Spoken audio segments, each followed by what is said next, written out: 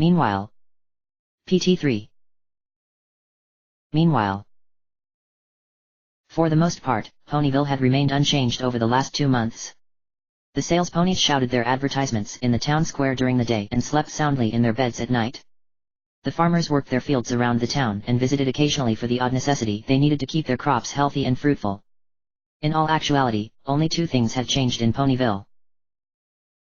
The first was the absence of the town librarian, Twilight Sparkle. At first there was a bit of commotion as to the why and the how, but once Luna made the announcement that Celestia's prized student was traveling abroad to avert some new threat, things calmed down. It had taken less than a week before the townsfolk stopped asking Spike and the Elements questions about how Twilight was doing after they realized that there were no answers to be had. The second change was the construction and staffing of what Luna had named Harmony Keep on a hill just outside of Ponyville. As with the disappearance of Twilight, such a change in Ponyville was met with concern due to its suddenness.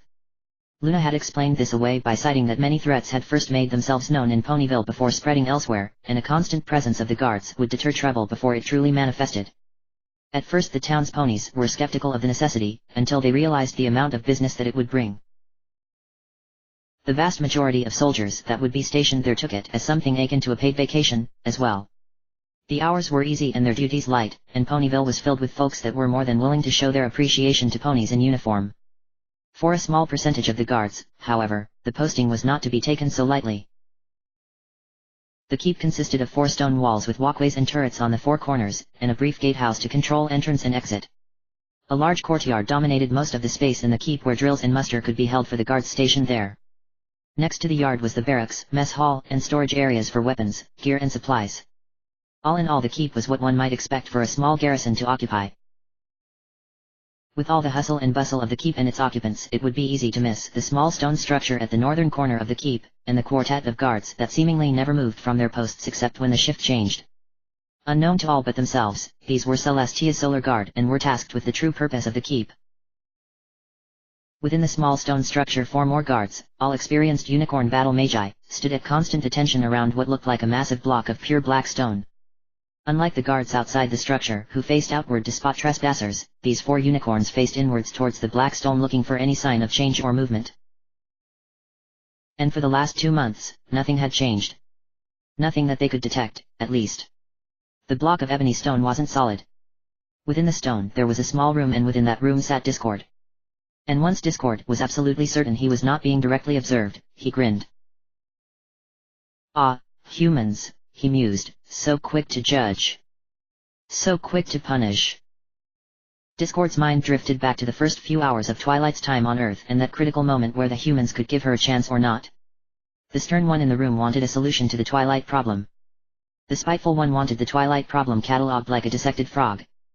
The old one was the one who would give Discord what he wanted. He had nearly tapped the old one's mind to switch his certainty with curiosity, his suspicion with trust. When Discord received his first surprise, the old man spoke and was willing to give Twilight a chance. The development shocked Discord, pleasantly so, which wasn't something the Avatar of Chaos was able to experience often over the past millennia. And so he had distanced himself from the little scene while contenting himself with simply watching Twilight's little herd grow through her own merits. Then the cheerful one went and got herself killed and threatened to ruin everything, and Discord had to intervene.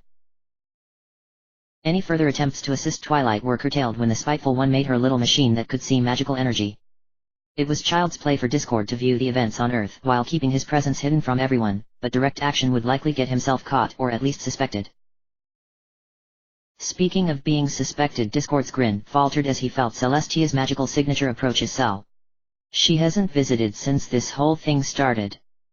I can guess why she's coming by now. Has my touch made you so sentimental, Celestia?" The stone wall before Discord's conjured throne split open to reveal the white alicorn in all her terrible glory. She stalked into the cell and stopped before giving Discord the most frigid glare he had ever experienced.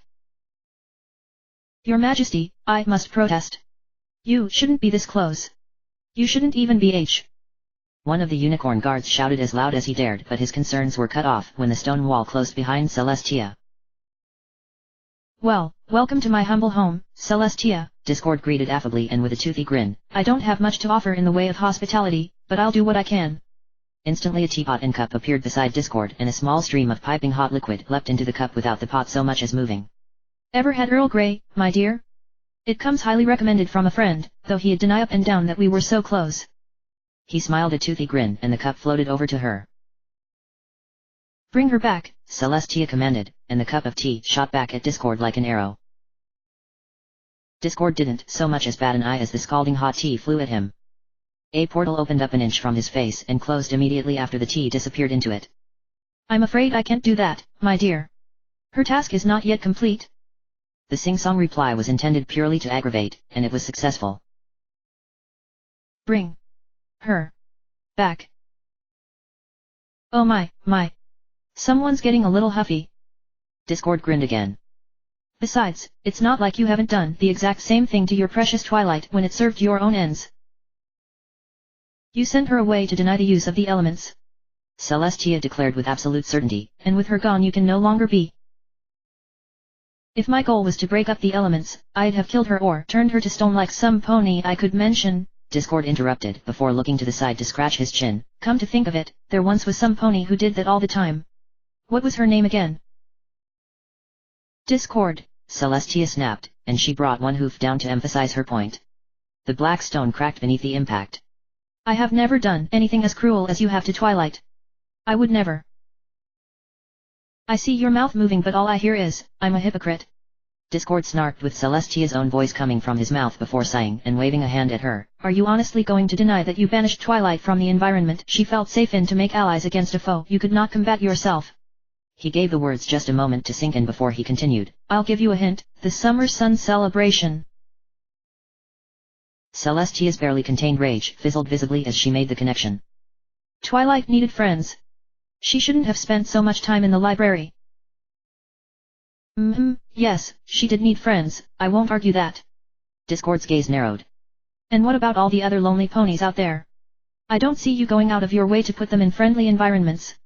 Oh, you might say it was for Twilight's own benefit, but you sent her to save Equestria from your dear sister. And you sent Twilight away for the same reason? Impossible. The elements can handle any threat to Equestria. Discord's first response was a snort of laughter. Need I remind you of the weaknesses of the elements? They're bound to the 6 mares who wield them. I thought I might wake you up to the dangers of losing the element bearers when I first broke out, but I didn't anticipate Twilight or you being quite so resourceful in reversing my tender touch. After all, you've had 1,000 years to try and reverse the first time I used the power and I'm not seeing any progress there. He thought to let loose a braying bit of laughter but the look on Celestia's face stopped him. I was also kind enough not to kill them, in case you forgot. The bearers are far more formidable and resourceful than you give them credit for, Celestia ground out through clenched teeth. I'll grant you that, Discord said with a shrug of his mismatched shoulders. Of course, there's also the other flaw in the operation of the elements that you've quite understandably neglected. The alicorn's anger cooled somewhat and she replied with an arched eyebrow, so he continued, the elements operate on the principle of ordered systems. They restored your sister to sanity after 1,000 years of Arcanite addiction because that was the natural order of things. They petrified me twice because, let's admit it, order and I don't get along. I fail to see the weakness, Discord. You play at serious discussion when in reality you say nothing at all. You want serious? Fine. Do you think yours is the only system of order in the universe? Discord's voice lost all of its jovial tone as he steepled his paws in front of his face. Before Celestia could reply, the stone behind Discord began to crack and crumble to reveal Equestria in flames. There are things in the dark, Celestia. Things that would devour this little system of order that you've created on this world. And they have just as much chaos in them as you once did. The elements will fail against them because they perfectly adhere to their own system of order. The burning terrain cleared to reveal monsters that had never been seen before in Equestria. Gouts of green flame rained down from giant metal ships in the sky, and the cities all across the globe burned. Equestrians, griffins, zebra all races were herded into massive factories and were processed. Any resistance was ended brutally and swiftly. And by the end, the metal ships left Equestria as a burned-out husk devoid of life. There is no free will for these things. There is no creativity. No thought. No chance. No life. No hope. No souls. They are an abomination in my eyes, and I cannot stop them from devouring this world. Not on my own. Discord finished as he continued to stare at Celestia even as horrific scenes played out around him. Then release me and I will deal with them myself. Celestia commanded, and Discord did not miss the small note of concern in her eyes at the scenes around her. And what then? Oh sure, we might thwart one apocalypse on this world, but then who would stop the next?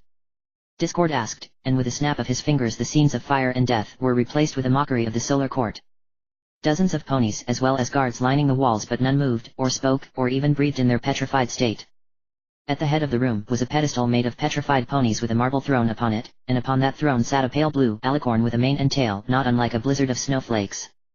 The alicorn surveyed her silent kingdom and laughed. One tyranny leads to slavery and extinction. The other is cold, unfeeling stone. Discord summarized before snapping his fingers and vanishing the horrifying predictions. Which is why it's a good thing I'm exploring other options. Twily's helping us avoid both of those bad ends. Really, you should be thanking me. Celestia was silent for a long moment as she simply stared at Discord. A mortal observer might have thought the alicorn was simply a statue from how still she was, but Discord had spent far too much time with Celestia to miss the subtle signs of emotion flickering across her face. If there was such a threat, then why didn't you just tell us? Tell me. Celestia asked slowly. What's this? An honest question bereft of accusation of threat? You're making this old heart ache with nostalgia. Discord clutched his heart dramatically and hunched forward like an elderly creature before turning his gaze to the alicorn. I'll pay you the courtesy of answering your honest question with one of my own. Would you have believed me if I told you? The question caused Celestia to wince, and Discord chose not to prey on the moment of weakness. You have my attention now, Discord. Celestia recovered quickly before offering Discord an olive branch. If this threat is so dire, then I will assist you in defeating it, but you must bring Twilight back. Discord arched an eyebrow before throwing his head back and laughing. Oh, you thought I was doing this to convince you to help me? Oh, that's just precious. He giggled before sighing and waving a hand. Oh, don't get all huffy again. I know that when the time comes I need not ask for you to defend this world and its people. I'm happy to say that you've learned to cherish the lives of your people over the past 1,000 years, even if I had to force you to. Discord snapped his fingers and the stone cell disappeared only to be replaced with the desolate landscape of the moon while a blue and green globe hovered amidst the void.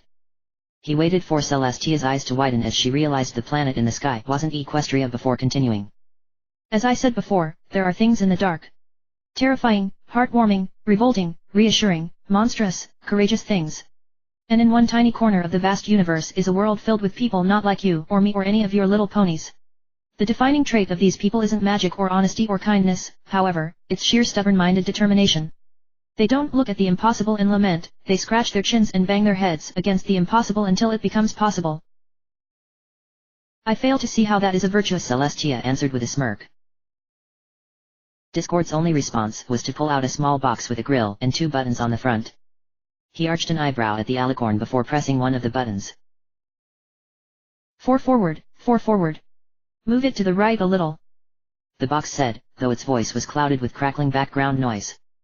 Any further speech from the box was missed as Celestia nearly ducked by reflex when a shadow crossed over her. Her gaze rose to the stars to see a curious sight. A metal vehicle of some kind soared serenely through the star-filled sky before slowly descending onto the moon's surface on a small set of stubby legs. The box beeped and another voice came from the box. We copy, you're down, Eagle. A second voice answered the first. Houston, Tranquility Base here. The Eagle has landed. Roger, Tranquility, we've got you on the ground. We've got a bunch of guys about to turn blue but we're breathing again. Thanks a lot. A hatch opened up on the side of the vehicle and a figure emerged. It was bipedal but the entirety of its features were hidden beneath a massive white suit and backpack, and its head was covered by what looked like a mirrored fishbowl. It clumsily descended the ladder on one of the vehicle's legs before taking its first steps on the moon. That's one small step for a man, and one giant leap for mankind. The box crackled one last time before Discord tapped the second button to silence it. Do you not comprehend the significance of this? Discord threw his hands up when Celestia appeared less than impressed. These people, these humans, found a way to leave their home world and set foot on their moon without magic. They saw something that their instincts and common sense said was impossible, then they threw out their instincts and common sense and went to the moon. Without magic, or anyone to guide them along their path to progress. No one like you or me, Celestia. They did this all on their own because they are all alone in the dark against everything that seeks to snuff them out. Twilight is with them now. You sent Twilight to them? Why? To help them fight whatever darkness is about to assail them? Celestia asked evenly, and her tone was drenched in disbelief. Prepare them? It's a bit too late for that, the darkness is already upon them. Discord replied darkly, and he raised one paw. Snap. The moonscape disappeared and was replaced with a sun-soaked cityscape with smooth paved roads and several towers of glass and steel surrounded by several more modest buildings. Any sense of wonder that the beautiful city might have had was marred by several black plumes of smoke that dotted the horizons. Any sense of wonder was dispelled completely by the screams. Several creatures, humans in light clothing, were fleeing in droves towards an impromptu barricade where several more humans waited. These new humans could only be soldiers based on their armor and uniforms, though their weapons were black boxes and tubes. As the lightly clothed humans fled behind the barricade, the soldiers advanced to cover their retreat. Monsters appeared from the alleys around the barricade. Massive insects scuttled forward on blade-like legs and orange, glowing eyes locked onto the humans hungrily. Their howls filled the air and they charged after their retreating prey. Go, go. Don't stop running. One of the soldiers shouted as he spread his stance and raised his weapon towards the closest of the monsters. A rapid burst of bangs followed by a gout of fire erupted from the weapon in his hands and the monster staggered and fell. The human switched to his second target before the first stopped moving and that one fell to the ground as well after a staccato burst from his weapon. He began to back up and pull a curved box from a pocket on his belt just as a similar box fell from the weapon in his hand. And just as the box hit the ground, a second-story window shattered and a third monster leapt from the window and charged. Warming shouts and weapons fire filled the street but the monster charged the soldier and swiped with both of its claws. One claw knocked the helmet off the human's head while the second cut a horrid gash across his face and jaw. As the human fell, the monster's jaws shot forward but stopped dead when the human jammed a knife into its serrated maw and twisted before extracting the blade. Snap. The scene shifted to a building where nearly a dozen humans in black uniforms and armor fired their weapons out of doorways and windows at unseen enemies. In the center of the room sat a massive pylon that glowed green and slowly pulsed faster and faster as two humans worked furiously at the pylon's base. No pressure, milady. Take your time. Not like all of Cardiff is at stake. One of the humans said cheerfully as he sorted through the rat's nest of wires on one side of the pylon. Shut it, Finch. The other human snapped, and she gave a panicked look at the pylon as its pulsations increased in frequency. Damn it! She screamed while grabbing a wire and pulled. The pylon winked out and for a few brief moments neither soldier moved. When the pylon's flickering did not return, both humans shared wide grins before being interrupted by a bolt of green fire that struck the wall behind them. Snap. Helfin SEI. 4 soldiers in tan body armor leveled their weapons on a fifth that staggered out of the darkness of a warehouse aisle. One of the soldiers stepped forward with a first aid kit only to be shot the moment he got within arm's reach. The shooter screamed pitifully and exploded a second later and the whole warehouse erupted into chaos as lances of green fire were met by the booming reports of the humans' weapons. 2 of the humans died in rapid succession, which left only one. A near miss destroyed the human's weapon, but he quickly drew a second one and dispatched his attackers while screaming profanity as he tried to back away.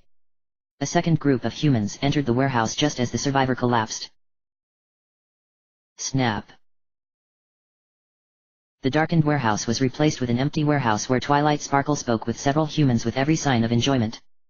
She spent time with one human in particular and gave him several words of encouragement, and moments later a coin began to levitate out of his hand and into the air.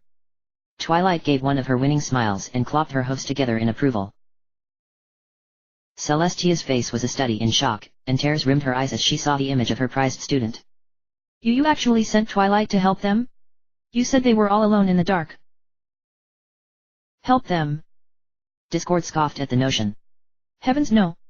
Why would they need help? Had I not sent Twilight, there would have likely been more deaths, but the human race would have persevered the same way it always has, by making the impossible possible.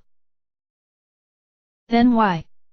Celestia screamed as she finally snapped. Why would you put Twilight in so much danger? Because they are alone in the dark, and they need not be.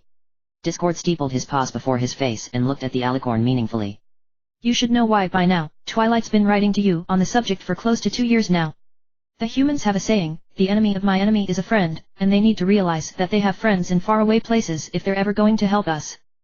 Discord finished somberly before his eyes lit up. Plus they have the best toys. One paw reached behind him to produce a curious device covered in buttons and knobs. One button press and a knob push, and a little metal cart zipped out from behind his throne. It was grey and sat on squat tracks for a low base of gravity, which was the only thing that kept it from toppling over onto its side from the top-heavy turret mounted on it. The little cart skidded to a halt and the little turret twisted to the side to face Celestia. An insect-like buzzing issued from the turret, and a hail of projectiles no larger than grains of sand flew out at the alicorn, only to be stopped dead a foot from her. With its initial assault defeated, it rotated on its tracks and attempted to ram one of her hooves, only for said hoof to raise and crush it flat. Discord recoiled in mock horror. You see? This is why we never get along, Celestia. You break all my things. He let out a mock sigh before tossing the device in his lap over his shoulder. For a brief second a portal opened up to reveal a unicorn guard drenched in tea just long enough for his discarded device to pass through.